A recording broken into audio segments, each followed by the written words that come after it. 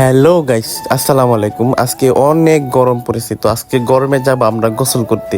তো গোসল করতে যাওয়ার পথে দেখি কিছু ভাই ব্রাদার একটা ভ্যান গাড়ি নিয়ে তারা অনেকজন মিলে যাচ্ছে গোসল করতে।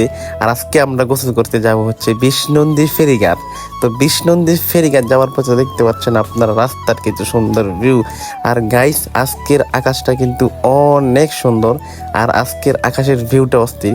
তো আমরা যাচ্ছি তিনজন, ছোট ভাই নাজমুল এবং আমার বন্ধু আর আমি, তিনজন মিলে যাচ্ছি গোসল করতে। তো আজকে যাবো বিষ্ণুনদী ফেরিঘাট। আর গাইস, বলতে বলতে চলে আসলাম বিষ্ণুনদী ফেরিঘাট। ফেরিঘাট এসে দেখি আমাদের এলাকার ভাই ব্রাদার তারা আসছে নৌকা দিয়ে ঘুরতে। তো তাদের নৌকা, এই দেখুন তাদের তাদের তারা দুইটা নৌকা নিয়ে আসছে। আর পিছনে দেখতে পাচ্ছেন একটি ফেরি। তো ফেরি একবার এপারে আসে একবার ওপারে যায়, দুইটা ফেরি এখন চলাচল করে ফেরিঘাটে। আর আজকের আকাশের ভিউটা গাইস অস্থির লেভেলের দেখতে পাচ্ছেন আপনারা। আর আজকের রোদের টেম্পারেচার অনেক বেশি এবং রোদের তাপমাত্রা অনেক বেশি, এই জন্য গোসল করতে আসে বিষ্ণুনদী ফেরিঘাট।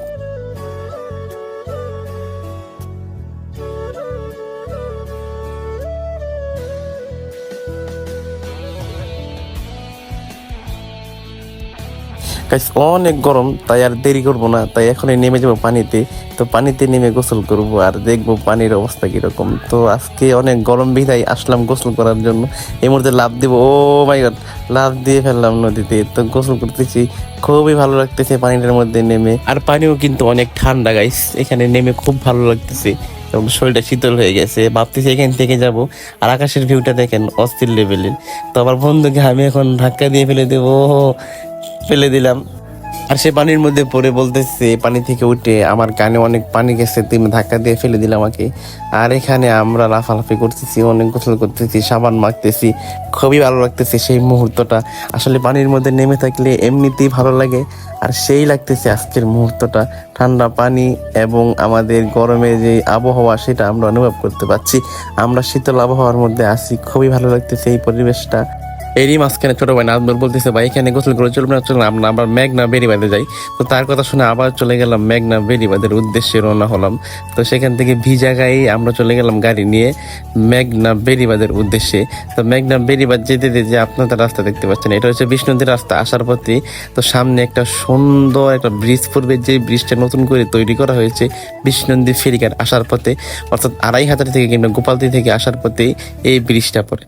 তো আমরা এই ব্রিজের উপর দিয়ে যাব এবং হাতের ডাইনে চলে যাব মেঘনা বেড়িবাঁধে। তো মেঘনা বেড়িবাঁধে মোটামুটি অনেক ভালো, সেখানে শীতল হাওয়া। আর দেখতে পাচ্ছেন আপনার অনেক গাড়ি ঘোড়া এখান দিকে চলে। তো এখানের ভিউটা অনেক অস্থির লেভেলের সুন্দর।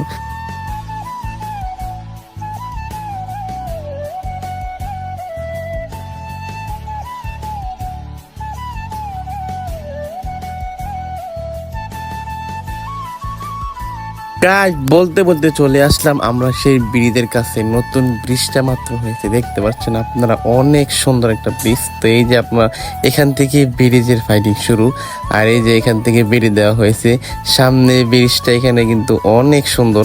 তো এই যে ব্রিজের ভিউটা আপনারা দেখেন।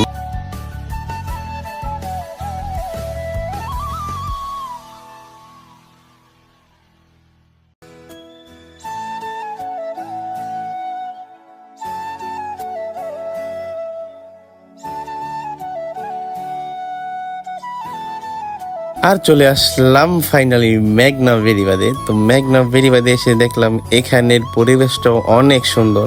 তো এখানে বিকালবেলা অনেক মানুষ হয়, কিন্তু আমরা আসছি দুপুরে গোসল করতে 12টা-1টার দিকে। তো এখানে কিন্তু একটা সুন্দর রেস্টুরেন্ট আছে, এই যে আপনারা দেখতে পাচ্ছেন হাতের ডাইনে রেস্টুরেন্টটা। আর এখানে কিন্তু গাইস অনেক নৌকা থাকে, আপনারা চাইলে এখানে এসে নৌকা ভাড়া করে ঘুরতে পারেন পুরো নদীটা। 1 ঘন্টা, 2 ঘন্টা, 3 ঘন্টা, 4 ঘন্টা, যতক্ষণ সময় লাগে আপনারা ঘুরতে পারেন।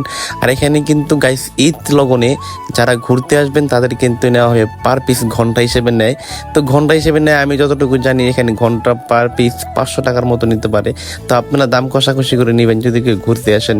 আর গাইস, এখানে নদী দিয়ে ঘুরলে কিন্তু অনেক ভালো লাগে।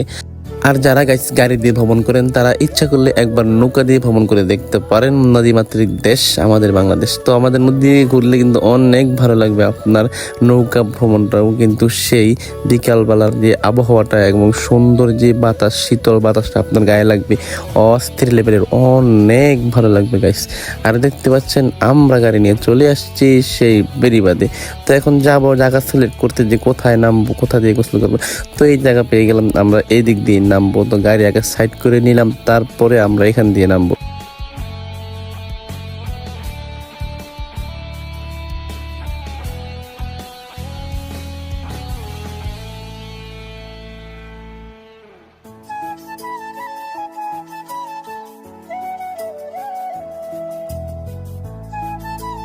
আর এদিকে গাইস ছোট ভাই নাজমুল বলতেছে সে নাকি নৌকা থেকে লাফ দিবে।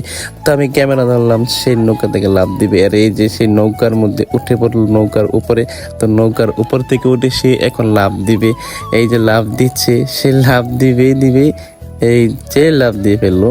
তো লাফালাফি করতেছে, আমরা এখানেই গোসল করবো আর এখানেই নামবো। তো অনেক ভালো লাগে, এখানে পানিটা খুব সচ্ছল।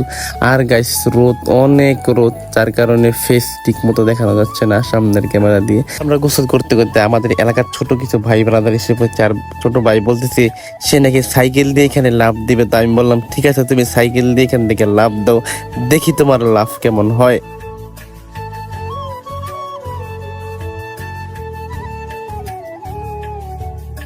গাইস অস্থির লেভেল লাফ দিতে, তার লাফটি খুবই সুন্দর হয়েছে এবং সে সাইকেল দিয়েছে।